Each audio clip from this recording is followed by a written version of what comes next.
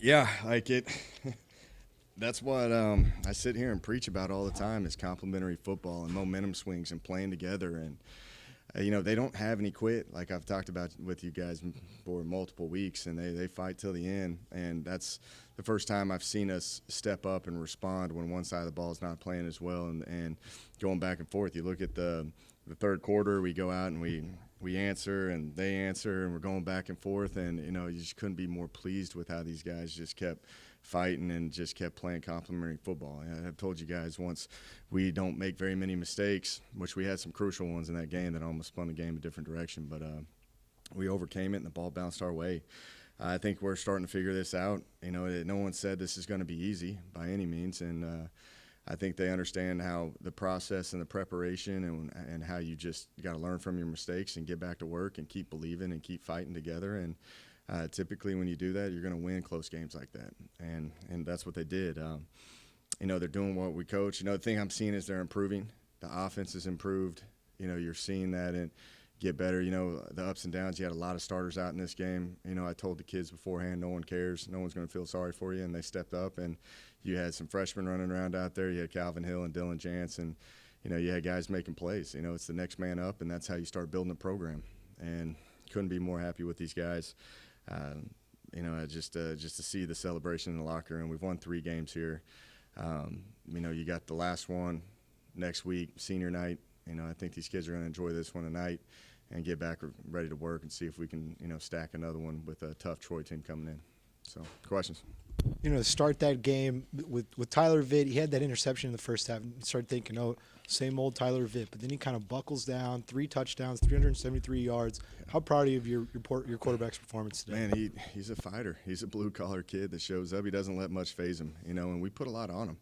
He was running a lot of QB draws and some kind of zone read stuff and managing the game. And, he threw that one ball and went behind on a slant route and it got picked. But, he responded back with it. That was something that you got to be pleased with him.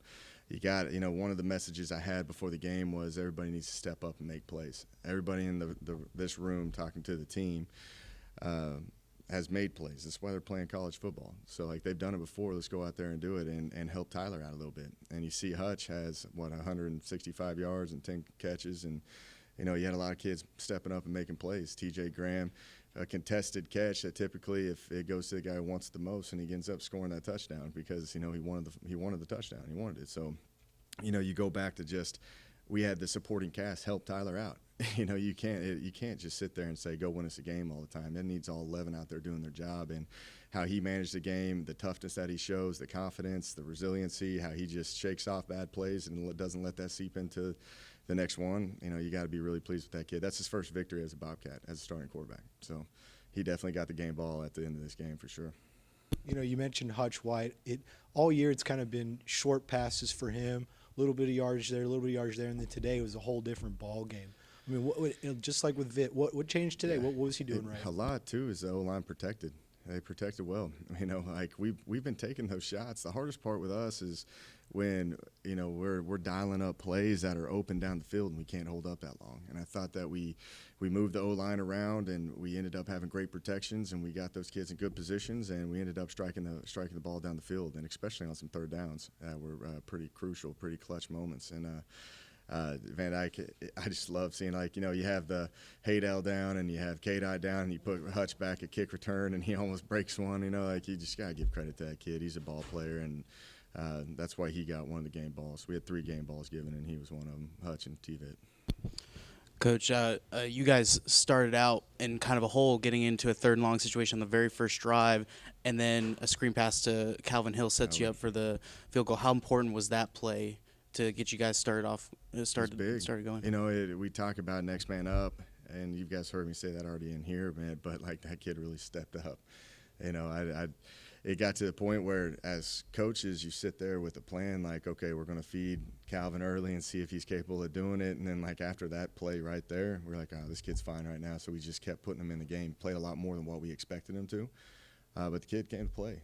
It's that was kind of a momentum deal where you got to have some success early offensively to show that you're capable of moving the ball, and that was a big-time 3rd down and long pickup for Calvin. unsung heroes of the game, probably offensive line play. Can you highlight any of their play and their synchronicity today? Yeah, I'm saying they've been through a lot of ups and downs this year, and a lot of different moving parts. And just to see them come out and keep playing, and you see the fire and the intensity of Aaron Brewer and Tate Heitmeyer and Reese Jordan, like you just love where they're at. You put Jaden Smith, who's a walk-on in, who's playing at an extremely high level. It's fun watching those kids go out there and have success because they are they start every play, and that's why you got to give them as much love as possible because, you talk about the long plays down the field and we're having explosive plays, but it all starts up front.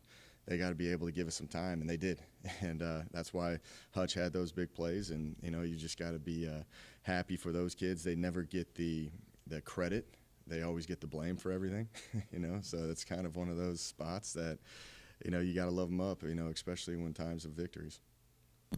Coach, you talked about this week getting Tyler Vitt comfortable. Do you feel like that was the difference today between his versus his last two starts? Yeah, I thought we had a really good game plan. Coach did put one together that kept him comfortable and utilized our receivers on the perimeter, and we hit some explosive plays, and you just got to be overall pleased with what Coach did put together. And, in times of where the defense wasn't playing as stone cold as they normally do, that the offense stepped up and responded and won the game for us. Why do you feel like the defense wasn't playing as stone cold as they usually do? They're pretty talented now. Offensively, they're an old school milk the clock and run. They run extremely hard. I think Trey Minner is a very good player, and just how they were utilizing speed option that we never played for. Talking with the defense before this game, there was some anxiety about it. It felt like a first game of the season because they had 2 weeks of preparation. They didn't know what quarterback they're going to play. They came out and ran speed option. They were in spread sets. They were in 22 personnel sets. I'm telling you, the defense had to defend a lot of different things. And to their credit, they ended up making plays when they needed to, but, I think that it's a humbling experience for them too, where I think they're going to be pretty fired up to come back out versus Troy next Saturday. You had some big recruits come in. Were they able to showcase some of those guys? And you can't really get specific with names, but what were you able to? I'm telling you, a victory, you see us sing the fight song or, at the end of the game and the alma mater, and we go in, fight song in the locker room, and kids dancing and celebrating, and they see the vibe and they see the potential of what we're trying to do, and you couldn't ask for more. We got these kids on campus; they're big time players, and they're going to help us out a lot, and it's always good when you have a victory and everybody's in a good mood, and I think that wants them to be a part of what we're trying to build here. I know Hutch is heavily involved in the kick returning, and he did a great job today. But TJ had set y'all up for a big play right there. And is he going to be more involved in special teams? That was Day Jordan mask, yeah. Which, that's who we are. I watched Hutch all week. As coaches, you sit there and you go, okay, and we had 8 starters out total. Okay, where do we go with this? And special teams is where it gets really dicey, and. You watch Hutch return all week, and you're like, this kid should have been starting from the get-go.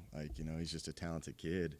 And then we throw Day Jordan Mask back there, and he ends up looking unbelievable in practice. And I'm like, I don't care. Put him back there. He's going to make an explosive play, and he ended up breaking one for us.